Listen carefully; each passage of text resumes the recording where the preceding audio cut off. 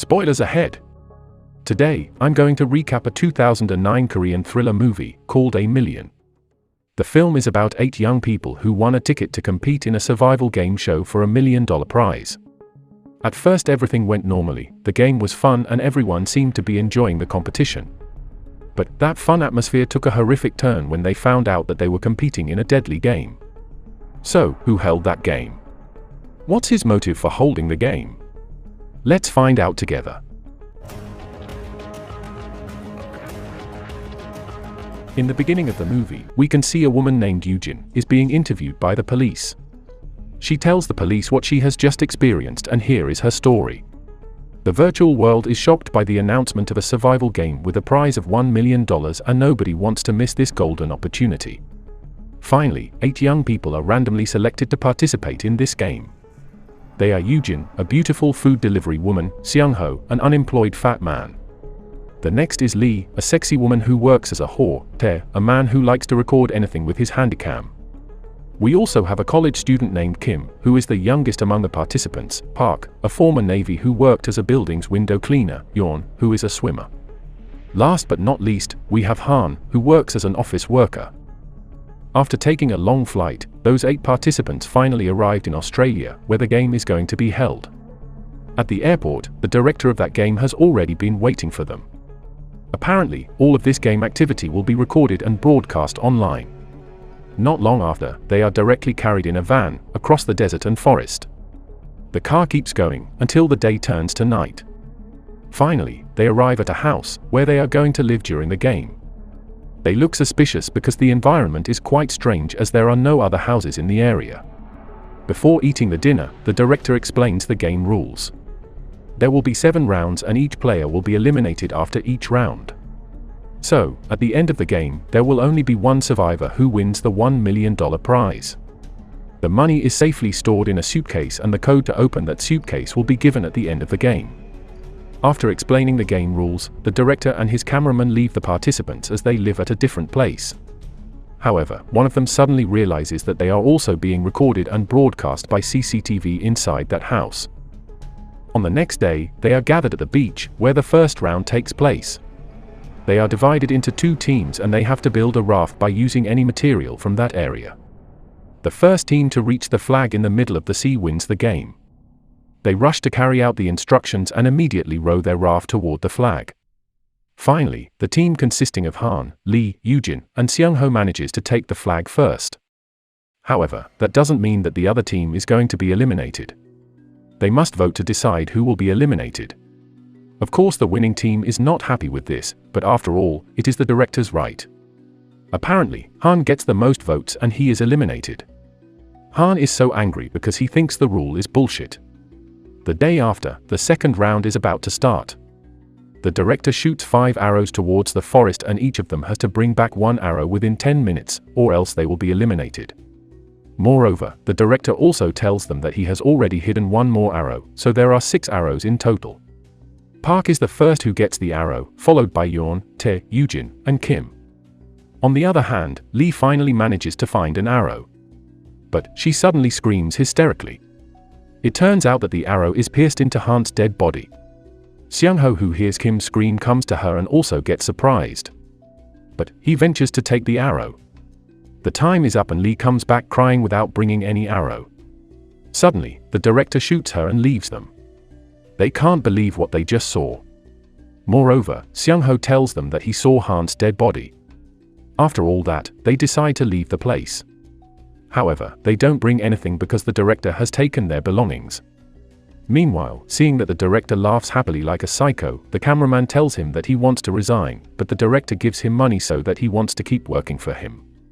On the other hand, the participants are trying to get out of that place. They walk far through the forest without supplies. However, even though they have walked far, the director still can monitor them. He has spread many hidden cameras throughout that area. Suddenly, Tae tells them that he actually knew something was wrong with the game from the moment he received the notification letter. It's because he never registered for the competition. He suspects that the director had it all planned and they weren't chosen by chance. After 1 day of walking, they finally manage to get out of the forest. But they are in the desert and they start to become dehydrated. The director knows what's happening and he comes to them to give them some water. However, he announces to them that the third round has started. There is water behind the hill and they have to reach it.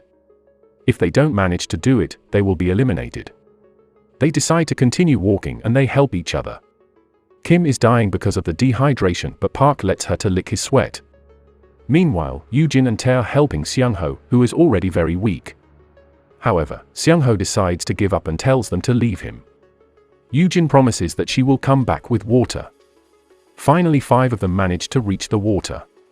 Here, we can see that Park's sexual desire appears and he starts to kiss Kim passionately. When Yoo-jin is going to come back to save Seung-ho, they prevent her because the distance is too far. Therefore, Yoo-jin has to let Seung-ho die in the middle of the desert. At night, they are planning to get out of the director's reach. They are sure that the forest is just too big for the director to cover with cameras. So, on the next day, when they find a boat and a canoe by the river, they decide to ride them. They don't think the director can follow them if they go through the river. 4 of them finally ride the boat while Eun rides the canoe. Apparently, the river current is getting stronger and they are having trouble controlling their boat. Luckily, the people on the boat manage to control the boat, but not with Eun. Her boat is getting more uncontrollable. On the other hand, the director and cameraman are recording them by the river. However, the cameraman doesn't think that he has the heart to record Eun, who is going to die. The director is angry and he records Eun's death by himself. Finally, the remaining participants find Eun, but she is already dead. The cameraman starts to think that he has gone too far. Therefore, all the way home, he secretly drops some traces so the participants could see and follow them. Meanwhile, when the director is uploading the video of Eun's death, he secretly tries to hit him by using a tripod. Unfortunately, the director sees what he is trying to do and he dodges it. As a result, he beats up the cameraman and stabs him. The participants finally find the director's house. They immediately go in and beat him while he is sleeping. However, it turns out to be not the director, instead, that's the cameraman's body. They finally realize that they are fooled and being watched, so they break the CCTV. Through the speaker, the director then tells them that a new round has just started. There is no rule for this round, it's a straight-up survivor game, whoever lasts till the end will be the winner. It means that they have to kill each other to win. Soon after that, Park finds the silver case which contains the prize money, but he hides it. Tae thinks that it will be better for them to leave the house because they will die if they don't move. Meanwhile, Park prefers to stay inside the house as the director can monitor them outside the house. Yoo-jin decides to follow Tae to leave the house, while Kim decides to stay inside the house with Park. Outside the house, Tae and Kim are being shot by the director, but it seems that he intentionally misses the shots. Meanwhile, inside the house, Park pretends to kiss Kim, but he kills her instead. He doesn't know that his activity is being recorded by another hidden camera. After killing Kim, Park gets out of the house to find Tae and Yoo-jin. On the other hand, Tae and Yoo-jin peacefully sit together on the cliff. They don't have the heart to kill each other. On the next day, Park finally finds them. He tries to kill Tae, but Yoo-jin throws a big rock at him.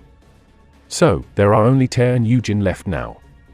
Not long after, the director comes to them and tells them that they have to play Russian roulette for the final round. The director gives them a gun which has only 1 bullet inside. Tae decides to start first and it turns out that the first chamber doesn't contain any bullets. But surprisingly, he continues to shoot until the 4th shot. When he is about to shoot the 5th shot, he points the gun to the director, and the director immediately shoots him. Yoo-jin angrily points the gun to the director, but he tells her that she is the winner. However, she doesn't care about the money anymore, so she shoots him. The director falls into the sea and he is dead. After that, she immediately brings the dying Tae inside the director's car and tries to save him. But the car hits a tree and Tae finally dies because has already lost a lot of blood. Yoo-jin continues to find a way out by walking, and luckily she coincidentally finds a police patrol car outside the forest. That's how she gets back to Korea. That's Yoo-jin's story about the deadly game. She tells the police that if she didn't shoot the director, he would have shot her instead. After hearing her story, the police let her go home. The nurse gives her a package before she rides the taxi, which turns out to be a cell phone. The cell phone rings and apparently that's the director. He tells her the location to pick up the money, which is the store she used to work at. On the other hand, the police realize that there is one more video which has just been uploaded. Now, the police realize that Yoo-jin has fooled them and the director is still alive. It turns out that Yoo-jin didn't kill him because the gun didn't contain any bullets. Luckily, the director let her go. Once she arrives at the shop, she goes to the locker where she can find the suitcase. The code to open it is that incident's day's date, which is December 31st. After taking the suitcase, she remembered the incident which motivated the director to hold the game. It turns out that 2 years ago, the director's wife went to that store, and Yoo-jin was the cashier. She then accidentally bumped into a psycho and she was getting beaten by that man. Tae, who was also in that shop, immediately recorded her with his handycam. Park, Han, Kim, and Yoonji, who were also at that shop, also didn't do anything to help her. It made the director ask himself why none of them helped his wife. Even though he had already avenged the psychopath by burning him, watching Tae's video still hurt him. Yoo-jin immediately leaves the place with $1 million in her hand. Make sure to subscribe and turn on notifications so you can watch more videos like this. Thanks for watching, and see you next time.